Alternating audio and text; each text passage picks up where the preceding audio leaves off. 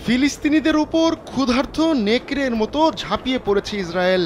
দেশটির বিমান হামলায় গাজার অধিকাংশ এলাকা মাটির সঙ্গে মিশে গেছে। অথচ এই ইসরায়েলের বিমান বাহিনীর খেল একাই খতম করে দিয়েছিলেন একজন আকাশ যোদ্ধা। তার সেই দুর্ধর্ষ বিমান যুদ্ধকে আজও মনে রেখেছে ফিলিস্তিনিরা, আর তার নাম শুনলেই ভয়ে অন্তরাত্মা কেঁপে ওঠে ইসরায়েলিদের। ইসরায়েলিদের বুকে কাঁপন ধরানো এই আকাশ যোদ্ধার নাম সাইফুল আজম। তিনি একজন বাংলাদেশি। তিনি একমাত্র পাইলট যিনি সবচেয়ে বেশি সংখ্যক ইসরায়েলি যুদ্ধবিমান ভূপাতিত করেছেন। কামন ব্রো, এসব অনেক কিছু আসবে আর যাবে, এক্সপার্ট কিন্তু থেকেই যাবে। সেই রেকর্ড আজও পর্যন্ত ভাঙতে পারেনি কেউ। জীবিত অবস্থায় তিনি লিভিং ঈগল নামে পরিচিতি পেয়েছিলেন, কেননা আকাশে শিকারী ঈগলের মতোই যুদ্ধবিমান ওড়াতেন সাইফুল আজম।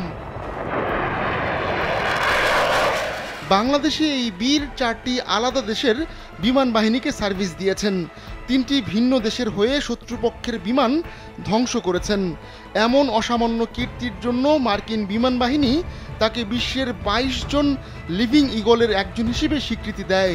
তিনিই বাংলাদেশের প্রথম ও একমাত্র লিভিং ঈগল উপাধি পাওয়া পাইলট। 1967 সালে আরব ইসরায়েল যুদ্ধে অংশ নিয়েছিলেন সাইফুল আজম। তৎকালীন পাকিস্তান বিমান বাহিনীর সদস্য সাইফুল আজম ইরাকি বাহিনীর হয়ে লড়েছিলেন। মাত্র 6 দিন স্থায়ী হয়েছিল ওই যুদ্ধ। সেই যুদ্ধে আরব বাহিনী ব্যর্থ হলেও সাইফুল আজম ছিলেন স্বমহিমায় উজ্জ্বল। তখন ইসরায়েলি সুপারসনিকের বিরুদ্ধে লড়াই করার মতো অত্যাধুনিক বিমান ছিল না আরবদের হাতে। তবু ইসরায়েলি হামলা ঠেকাতে জর্ডানের মাফরাক বিমান ঘাঁটি থেকে হকার হান্টার নিয়ে উড়াল দেন অসম সাহসী সাইফুল আজম। আর সেই হকার হান্টার দিয়েই ক্ষিপ্র গতির 2টি ইসরায়েলি সুপারসনিক ঘায়েল করে ফেলেন বাংলাদেশি বীর। তার অব্যর্থ আঘাতে ভূপাতিত হয় একটি ইসরায়েলি সুপার মিস্টেরে। আরেকটি বিমানও প্রায় অকেজো হয়ে ধোঁয়া ছাড়তে ছাড়তে কোনো মতে পালিয়ে বাঁচে। এমন অসাধারণ বীরত্বের জন্য সাইফুল আজমকে পুরস্কার স্বরূপ বিশেষ সম্মাননায় ভূষিত করে ইরাক ও জর্ডান সরকার। সাইফুল আজমের কৃতিত্বে ইরাকি বৈমানিক দলের কাছে চরমভাবে পরাজিত হয় ইসরায়েলিরা। 7 জুন ইরাকের H3 ও আল ওয়ালিদ ঘাঁটি রক্ষার দায়িত্ব পড়ে এক ইরাকি বৈমানিক দলের কাঁধে, আর সেই দলের অধিনায়ক হন সাইফুল আজম। ওই দিন 4টি ভালচার বম্বার ও 2টি মিরেজ 3C নিয়ে হামলা চালায় ইসরায়েল। একটি মিরেজ 3C যুদ্ধবিমান ওড়াচ্ছিলেন ইসরায়েলি ক্যাপ্টেন গিদিয়ন দ্রোর। দ্রোরের গুলিতে নিহত হন সাইফুল আজমের উইংম্যান। তার হামলায় ভূপাতিত হয় 2টি ইরাকি বিমান। একটু পর এর মোক্ষম জবাব দেন সাইফুল আজম। তার অব্যর্থ টার্গেটে পরিণত হয় দ্রোরের মিরেজ 3C। সেই আঘাতের পর বাঁচার উপায় না পেয়ে যুদ্ধবন্দী হিসেবে ধরা দেন ক্যাপ্টেন দ্রোর।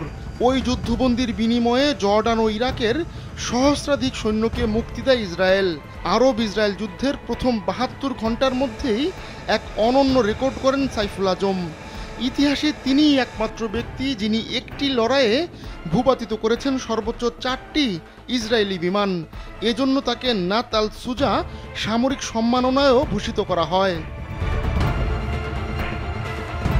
সাইফুল আজম 1941 সালে পাবনা জেলার খাগড়বাড়িয়াতে জন্মগ্রহণ করেন।